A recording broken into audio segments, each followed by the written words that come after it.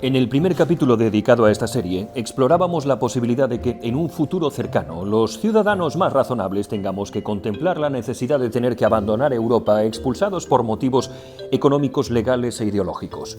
Los motivos económicos son bastante claros y, por desgracia, los vivimos todos los días. Cada día, los impuestos crecen de forma descontrolada sin que exista una correlación evidente con una mejora de los servicios que proporciona el Estado. De hecho, no hay más que ver las crecientes listas de espera en la sanidad, las carreteras que pasarán a ser de pago, los funcionarios que solo te atienden con cita previa. Los ejemplos son casi infinitos. Los servicios son peores y pagas más. Los últimos 2 años en España han sido especialmente dolorosos, con un gobierno empeñado en mortificar al ciudadano con una lluvia de aranceles que luego se malemplean en califatos ideológicos o de dudosa utilidad, porque, dígame la verdad, ¿viven ustedes mejor que hace 2 o 3 años a pesar de las subidas de los tributos? Un escenario apocalíptico que no ha hecho más que empezar y que cualquiera debería contemplar con horror. Los motivos legales también deberían preocuparnos. En lugar de crear una sociedad más libre, la tendencia de los gobiernos del mal llamado primer mundo pasa por ahogar al ciudadano con legislaciones cada vez más restrictivas, confusas y en ocasiones contradictorias, y por controlar sus movimientos de forma cada vez más autoritaria. Y finalmente, los motivos ideológicos. Las redes sociales ejercen un control ideológico cada vez más descarado sobre lo que se puede o no se puede decir, y son azuzadas desde las esferas de poder para que los ciudadanos solo puedan ser expuestos a una ideología. Si tienes hijos y no comulgas necesariamente con la dialéctica dominante, seguramente te preocupe la deriva doctrinaria que toma la educación, que ha pasado de transmitir conocimientos a difundir descaradamente ideología.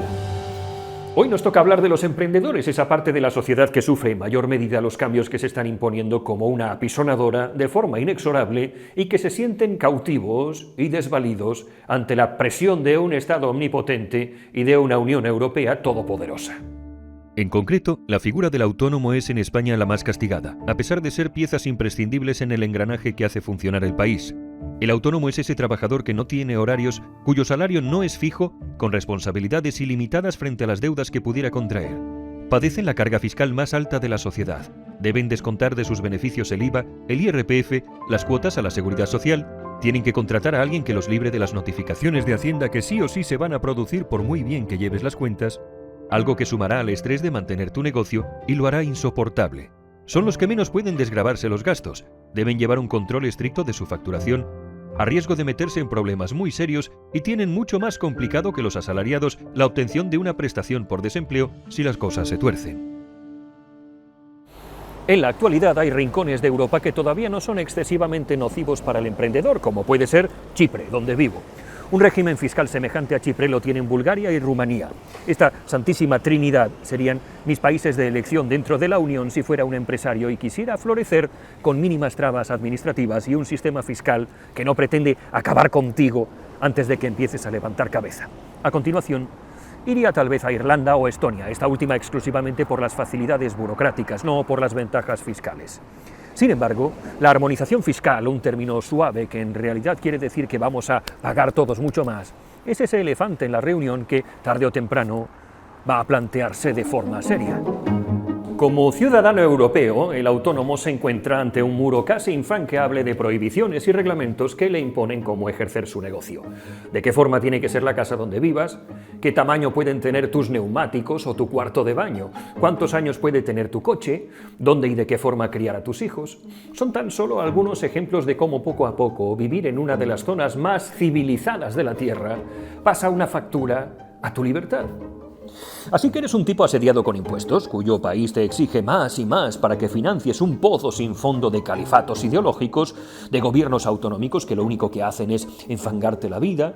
Te encuentras pagando para que la Unión Europea te aconseje que no celebres la Navidad, o para que una ministra pinte bancos de color morado o tenga los santos huevos de decir que eres el culpable directo de la cultura del heteropatriarcado. Y ojo, no soy idiota, ya sé que el gasto en pensiones es el más elevado del Estado y sé perfectamente que la retícula de lameculos que están chupando de la teta para hacerte la vida imposible no son el gasto más representativo. Lo sé, pero Pongamos que yo como autónomo termino pagando 74.858 euros este año en impuestos. Y me entero de que justo eso es lo que cobra la inútil de Irene Montero por hacer vídeos en TikTok y descender 10 puntos en el ranking de los países con más bienestar para las mujeres. No es inevitable pensar que mi dinero, exactamente el mismo que ha abandonado mi cuenta corriente, es el que se está llevando esta mujer sin formación y capacidad por hacer mi vida más miserable. Tus hijos reciben clases doctrinarias en la escuela e incluso es posible que no vayan a ser educados en el idioma que tú sabes que es más útil y práctico porque los nacionalismos están imponiendo cada vez más su ideología en las aulas. Llega el apocalipsis y ¿qué ocurre? ¿Va papá a estado a salvarte de la situación? Pues no, las cosas resulta que van a peor. Taxistas, propietarios de un bar, de una pequeña peluquería, de una tienda de ropa, todos ellos levantan el país cada día de la semana, y en marzo de 2020 se encontraron con que el Estado no les permitía trabajar, pero ellos tenían que pagar igual su cuota de autónomos y al mes siguiente debían hacer frente a la trimestral, como si nada. 1 de cada 3 autónomos ha declarado que sus pérdidas en 2020 fueron superiores a 30.000 euros. La friolera de 2 millones cifraron sus pérdidas en más de 15.000. El 83,6% de los autónomos declaró que la facturación de su negocio se vio reducida respecto al año anterior como consecuencia de la pandemia y para la mitad de ellos la caída ha sido superior al 60%. El 50,2% de los trabajadores por cuenta propia solicitaron el cese de actividad extraordinario u ordinario en algún momento de 2020. Y a pesar de eso, la mala gestión de tu gobierno anuncia subidas en impuestos en gastos que son cruciales para el desarrollo de tu actividad. Y por si eso fuera poco, está sobre la mesa un incremento voraz de la cuota de autónomos que es muy probable que te saque del mercado. Lo normal ante este panorama es que te preguntes, ¿puedo huir de aquí? Sí y no. Si eres un trabajador que está atado a una determinada localización geográfica, lamento decirte que el Estado sabe perfectamente que te tiene cogido por los cojones. Y dado que tiene el monopolio mafioso, no vas a poder hacer nada para librarte de él. Y te va a ordeñar hasta que te mueras. Seas cerrajero, fontanero, carpintero, psicólogo, abogado, pintor, electricista, hostelero, o si tienes un comercio de lo que sea, estás jodido. Este vídeo lamentablemente no es para ti, más que nada, porque aunque te plantee lugares posibles a los que mudarte, si trabajas de cara al público tendrás que crear una nueva base de clientes y deberás poder comunicarte con ellos de forma eficaz. Es un embrollo que creo que no compensa. Sin embargo, aquellos empresarios que puedan desarrollar su labor de manera remota están haciendo el gilipollas si se quedan en España y Europa. Punto. Esto no tiene discusión alguna. Si puedes trabajar delante de un ordenador y estás en España, eres idiota. A pesar de que los motivos ideológicos y económicos son de por sí bastante poderosos, lo cierto es que vivir en el extranjero, en un lugar radicalmente distinto, tiene otras muchas ventajas, y esto te lo digo desde la perspectiva de quien ha vivido ya en 4 países y visitado más de 100. Estas ventajas vienen determinadas por algunos factores, incluido el lugar al que se muda, el tiempo que se queda y lo que elige abrazar mientras se encuentra allí. Si alguien va de vacaciones al extranjero, por lo general, solo tiene una cantidad de tiempo determinada para experimentar la cultura local. Por más que se empeñe, no tendrá tiempo para ver cómo es realmente la ciudad, o el país, desde la perspectiva de los lugareños. Además, no es lo mismo alojarse en un hotel o en una zona turística que vivir en un barrio de los de toda la vida.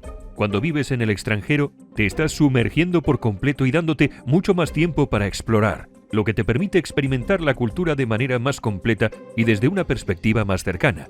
Al vivir en el extranjero, sus habilidades de comunicación se verán fortalecidas. Incluso si tiene un conocimiento sólido del idioma local, es probable que existan matices que no conozca. Como resultado, debe confiar en gran medida en sus habilidades de comunicación y entrenarlas a diario. Asistir a una verdadera gincana lingüística. Prestar más atención al lenguaje corporal y otras señales no verbales para transmitir un mensaje con fiabilidad.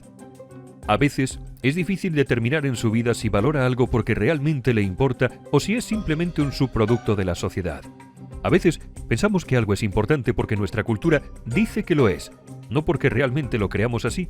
Cuando vives en el extranjero te conviertes en parte de una sociedad diferente. Tiene diferentes valores, por lo que no reforzará las ideas de su cultura de origen. Esto puede ser increíblemente esclarecedor y puede darle un sentido mucho más fuerte de identidad individual. Por otro lado, no es raro que las personas que nunca han salido de su país de origen tengan una perspectiva limitada. No es necesariamente su culpa, ya que la falta de exposición a otras naciones y a otras culturas es inmensamente frecuente. en todos los países. Sin embargo, cuando vives en el extranjero, la situación cambia. Tienes la oportunidad de experimentar la vida desde la perspectiva no solo de otro país, sino de la de los vecinos, aprendiendo sobre sus desafíos y triunfos. Es una forma valiosa de obtener información, lo que le permite adoptar una perspectiva global al considerar los problemas de la humanidad. Bueno, obviamente no son todo ventajas. Empecemos con lo básico. No todos tenemos el privilegio de mudarnos a un país del que conocemos bien el idioma. Aunque para los asuntos más importantes, como constituir tu empresa o hacer frente a la administración, seguramente contarás con alguien que sepa inglés o algún idioma que tú domines, al final vas a tener que comunicarte con los lugareños en el banco, en el mercado, en el ayuntamiento. Bien es cierto que esos mismos lugareños normalmente se alegran muchísimo cuando eres capaz de chapurrear un par de frases en su idioma. Por otro lado, todo es divertido y emocionante las primeras semanas cuando te acabas de mudar a un nuevo país. Hay muchas cosas nuevas que ver, muchas cosas que hacer, comidas que probar. Estarás ocupado buscando un sitio donde quedarte, desempaquetando tus cosas, visitando las atracciones de la ciudad o el pueblo donde vives, pero tarde o temprano te vas a sentir triste y vas a echar mucho de menos las cosas de casa muy pronto. La soledad y la presión extra del trabajo te cansarán, extrañarás la sensación de tener a alguien con quien compartir una cosita cotidiana que te resulte familiar, algo tan simple como un menú del día de un restaurante de carretera o una quedada casual con un amigo para ir al cine, ya no son posibles. Además, es posible que quieras que la gente en casa no se preocupe por ti, por lo que muchas veces vas a guardar silencio sobre estas cosas malas que te ocurren y solo compartirás las buenas. Por otro lado, cuando te mudas al extranjero, te conviertes en nadie, en cierto modo. Tendrás que empezar todo de nuevo, nuevas relaciones, nueva casa, nuevo trabajo. Tendrás que arreglártelas para vivir, para estudiar, para trabajar bien, para cuidarte, para aprender a ser independiente, todo ello desde cero. ¿Te imaginas? Por otro lado, cada país tiene su burocracia y sus leyes. Por muy bien que te prepares, tendrás dificultades para vivir allí. Cosas simples como abrirte una cuenta bancaria, acceder a los servicios públicos, alquilar un apartamento o registrar una tarjeta de residencia pueden traer muchas sorpresas y muchas dificultades inesperadas. Tarde o temprano serás discriminado y no solo porque se rían de ti por el color de tu piel o por tu apariencia. Puede simplemente ser que te den un precio distinto a las cosas por el simple hecho de ser extranjero o muestren una distancia que siempre va a estar ahí por mucho que te esfuerces. También tengo que decirte que la comida es lo que más echo de menos cuando vivo en el extranjero. Es un reto encontrar algo que tenga el mismo gusto que tenía en tu casa o en tu país. Por otro lado, considera que tu antigua vida va a comenzar a desvanecerse muy rápidamente. Mantener relaciones con personas en tu país de origen va a ser un desafío, debido a la diferencia entre el tiempo y la distancia. Además, vas a cambiar tú para adaptarte a una nueva sociedad y te convertirás en una persona diferente. Es posible que tengas pensamientos o ideas distintas a las de tus viejos amigos. Serás seguramente más fuerte. Todos ellos tendrán nuevas relaciones y cambios con el tiempo, por lo que es imposible evitar la tristeza, la deprivación, la culpa e incluso el arrepentimiento. También es cierto que todos tenemos distintos niveles de tolerancia con lo que consideramos vivir bien, estar seguro, sentirse cómodo, sentirse protegido. Para muchas personas, las condiciones de seguridad de un país pueden resultar intolerables y muy normales para otros. Una crítica frecuente a mis vídeos que invitan a abandonar Europa es que no tengo en cuenta la seguridad. Y es cierto que mi umbral de percepción de esa seguridad está distorsionado por el hecho de haber recorrido más de 100 países en moto sin que me pasara nada. Circunstancias, situaciones o entornos que a mí me resultan perfectamente naturales, a otras personas pueden parecerle aterradores, y eso tienes que tenerlo en cuenta antes de emprender tu propio viaje. Actualmente, España tiene una legislación que te obliga a permanecer atado durante 5 años a la Hacienda española si te mudas a lo que ella considere que es un paraíso fiscal. Es decir, si te mudas a un lugar que España considere que tiene una tributación demasiado laxa, vas a tener que seguir pagando charos durante 5 años. Por eso, muchas personas residimos esos 5 años en un país con baja tributación y después damos el salto o no cuando nos hayamos librado de María Jesús Montero. La mayoría de los países con una fiscalidad beneficiosa tienen 2 características en común. Por un lado, poseen una tributación territorial. Esto significa que, por mucho que te sorprenda, solo cargan impuestos a los ingresos que se generan dentro del propio país.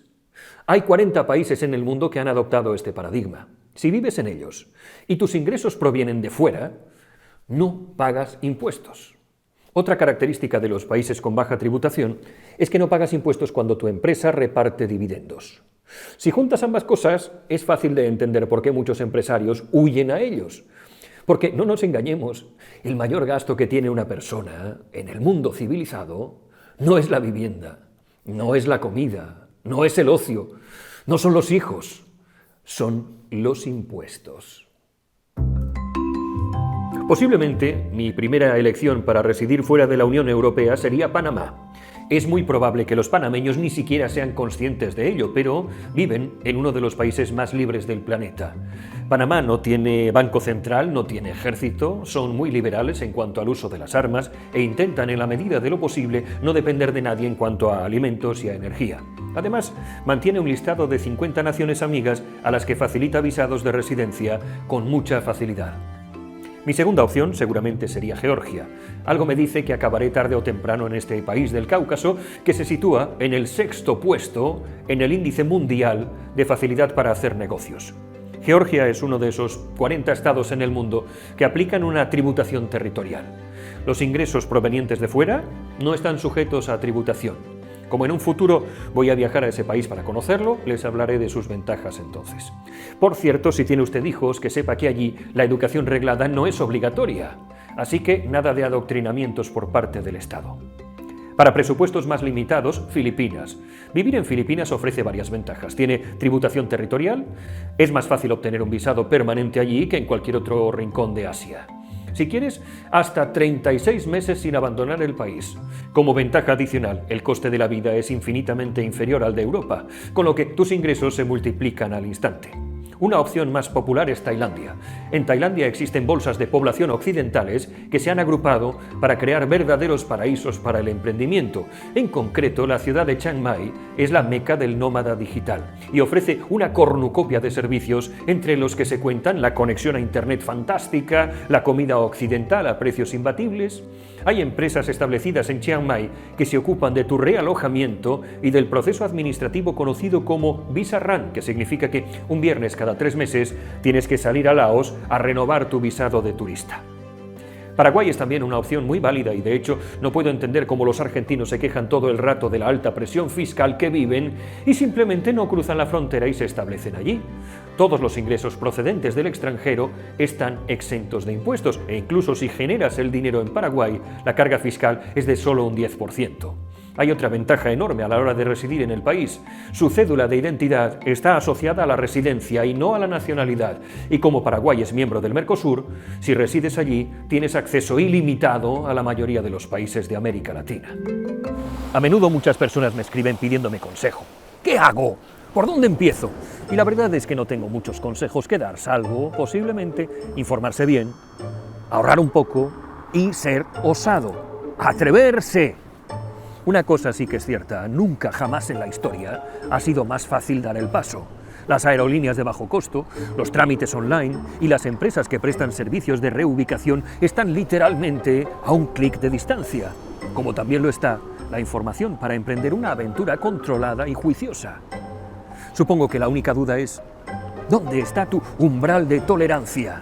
¿Hasta dónde piensas aguantar las impertinencias de la vieja Europa?